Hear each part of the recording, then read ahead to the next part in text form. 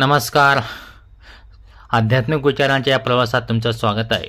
तुम्ही जर चॅनलवर नवीन असाल तर चॅनलला सबस्क्राईब करा, बेल आयकॉन दाबा, जेणेकरून असेच प्रेरणादायी व्हिडिओ तुम्हाला नेहमी मिळत राहतील. आज आपण एका अशा अभंगाबद्दल बोलणार आहोत जो कदाचित तुम्ही याआधी कधी ऐकला नसेल, पण ज्याचा अर्थ आपल्याला आजच्या जीवनात खूप महत्त्वाचा आहे. हा अभंग आहे आपल्या लाडक्या संत तुकाराम महाराजांचा. कांदा भाजी ऐकायला किती साधं आणि वाटतं, पण या साधेपणात तुकोबारायांनी एका गहन सत्य लपवलं आहे. आज आपण या अभंगाचा प्रत्येक शब्द उलगडणार आहोत आणि पाहणार आहोत की 400 वर्षापूर्वी सांगितलेला विचार आजही आपल्यासाठी किती प्रासंगिक आहे. चला तर मग या ज्ञानयात्रेत सामील होऊया. कांदा भाजी अवघे फळे खाजी, निंबोनी चंदनी जैसे संत संजनांनी, नाही भिन्ना भिन्न काही देवा भक्त भिन्न नाही, तुका म्हणे एक ठाई एकच देख. अभंगाची सुरुवात होते ती पहिल्या ओळीने, कांदा भाजी अवघे फळे खाजी.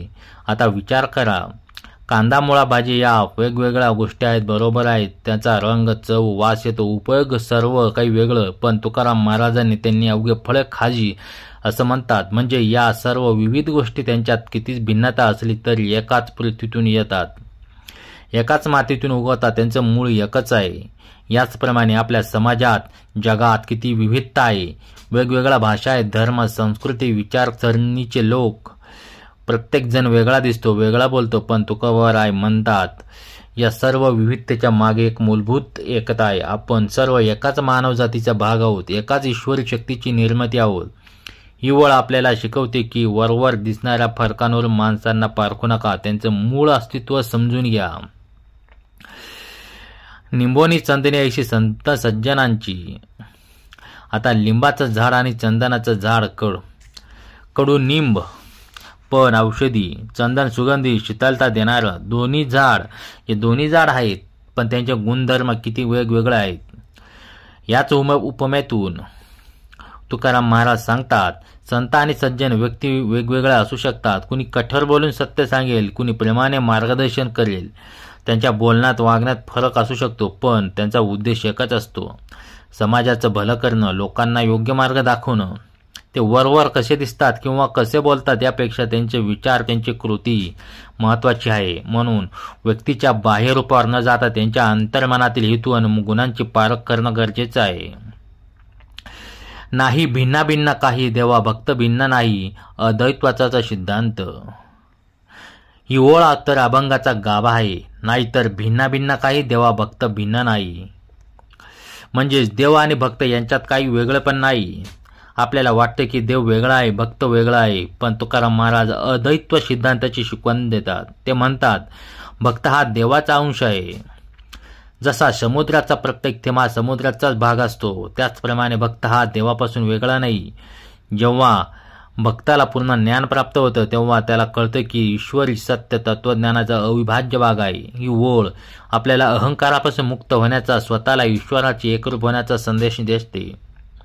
हीच भक्ती सर्वोच्च अवस्था आहे. जिथे द्वैत्व संपतं तिथे केवळ एकत्वाची जाणीव होते.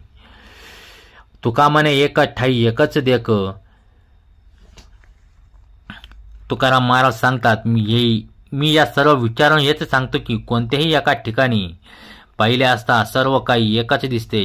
जगातील विविधता खरी असली तरी तिच्या मुळाशी एकच परम सत्य आहे, एकच परम चेतना आहे.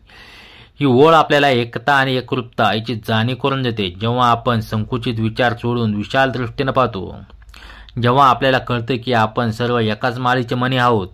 हा अभंग आपल्याला सर्व समावेशता, बंधुभाव आणि मीपणा सोडून आपण या भावनेने जागण्याची प्रेरणा देतो.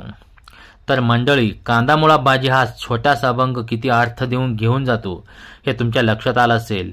तुकाराम महाराजांनी यातून आपल्याला शिकवलं की विविधतेत एकता शोधा, व्यक्तीच्या गुणांची पारख करा, बाह्य रूपाचे नाहीत. देव आणि भक्त वेगळे नाहीत आणि सर्वात महत्त्वाचं म्हणजे या जगात सर्व काही एकच आहे, फक्त पाहण्याचा दृष्टिकोन बदला. हा अभंग आपल्याला आजच्या जगात खूप महत्त्वाचा संदेश देतो. जिथे भेदभावामुळे अनेक समस्या निर्माण होतात. तुम्हाला अभंग कसा वाटला आम्हाला कमेंट्समध्ये नक्की सांगा. व्हिडिओ आवडला असेल तर लाईक करा, शेअर करा. अशाच आणखी आध्यात्मिक विचारांसाठी आमच्या चॅनलला सबस्क्राईब करायला विसरू नका. भेटूया पुढच्या व्हिडिओमध्ये. तोपर्यंत धन्यवाद.